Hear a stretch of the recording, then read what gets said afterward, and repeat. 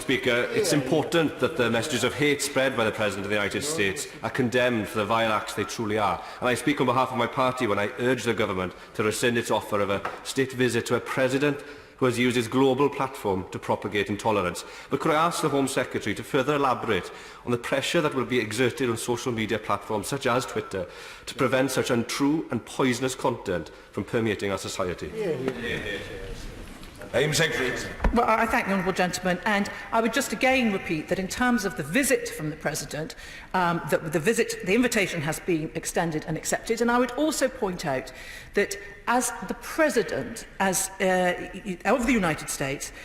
we must remember that the United States itself has such an important relationship with this country in terms of keeping us safe as well. So before we rush to making those changes, I would urge all honourable members to just keep that in mind, the importance of it. I also hope he has heard from me this morning about how very seriously we take the issue of making sure that all illegal and extreme content that is illegal is taken down from Twitter and other online platforms, and that they take more of an active role themselves in making sure that this material doesn't stay up there.